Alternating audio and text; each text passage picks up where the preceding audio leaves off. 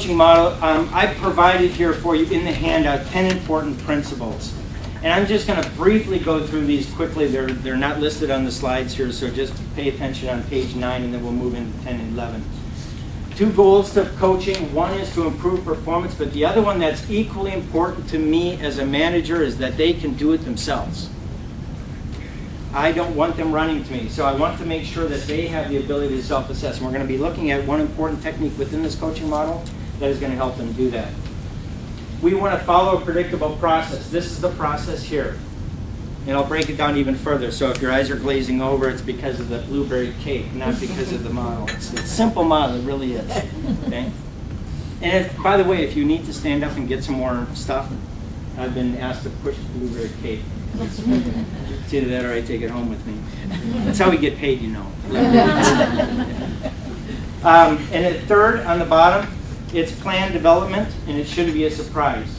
You know, for corrective action, sometimes people are surprised. Oh, whoa, I didn't know that. Okay, coaching shouldn't be. It should be. We're going to get together 2 weeks from now, maybe once a month, maybe every Monday, whatever it is. It should be part of their development. On page 10, we're going to open the conversation in a very specific way, a very general way, but a very specific way in terms of. You can see the initial probes that we've got listed there. So how do you think it went? Or if you're looking at a performance, looking for a performance objective, did you achieve what you wanted? So those would be ways to open a coaching conversation. And when we open the coaching conversation, we're going to be asking 2 questions. One question is going to be, what do you think went well? And the other question is, what would you do differently? That's it. So basically, we've got 3 questions that we're going to be illustrating here. And that's it. That's all. The other part of it is subtle, okay? It's listening. And listening for self-assessment. Are they accurate or are they inaccurate?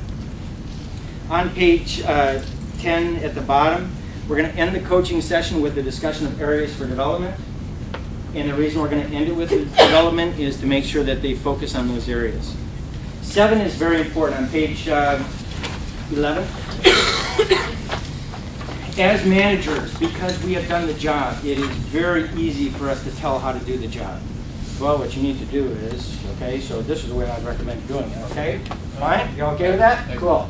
And I am so smart, and they are not. And they are just eager to listen to me and, you know, get my pearls of wisdom. And what is he thinking right now? He's thinking,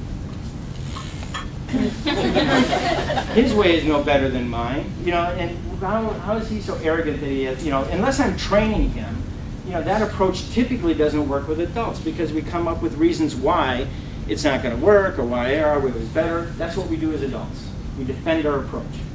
And so by giving a person a chance to self-assess and get them to declare, okay, so one of the things I'm really struggling with, or one of the things I really thought was really cool and it worked, get them to self-assess. They're going to come up with likely the same things that you came up with. Most adults aren't stupid.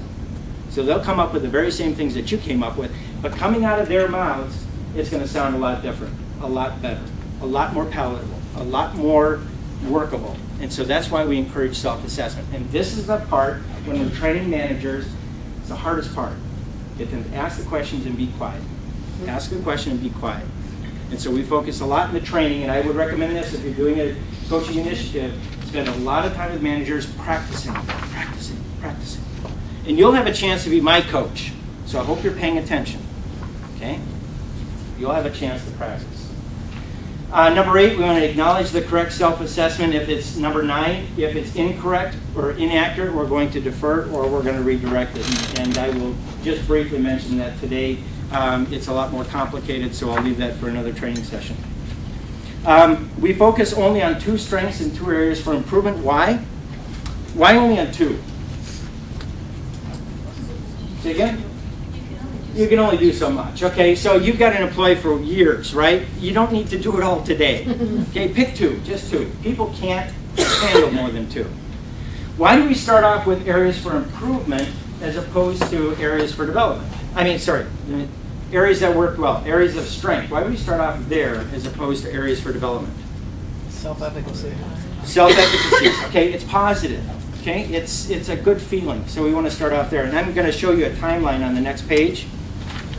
And up here, we have a timeline here that illustrates the model in a somewhat different fashion. you can see that we're opening the conversation on the left-hand side. So I know that you've been working on pouring the water. How's that been working for you? I told you not to spill. No. So we open the conversation. We're going to probe for 2 areas of strength. So we're going to ask, so I know that you've been working on your customer service skills, specifically making sure that you build a relationship with the customer. How has that been going? Okay, that's the opening of the conversation. Oh, good. So what have you done that has worked for you? That's areas of strength. Okay. Well, one of the things that I did was, making sure that I use the customer's name each and every time. That has seemed to really build a relationship. Good, that's great. What else have you done that seems to have worked for you? Well, the other thing that I've been doing is, the scripts that you helped me write, I've been actually following some of those. So, those, and I will support and I'll say, that's great. The scripts, give that a shot, keep working on that. What would you do differently if you were to do the last week over again? Or do the last call over again? Oh, I think one of the things that I still struggle with is closing the conversation because it seems like it goes on too long. It's not like building the relationship at all. What it seems like doing is kind of making the call awkward.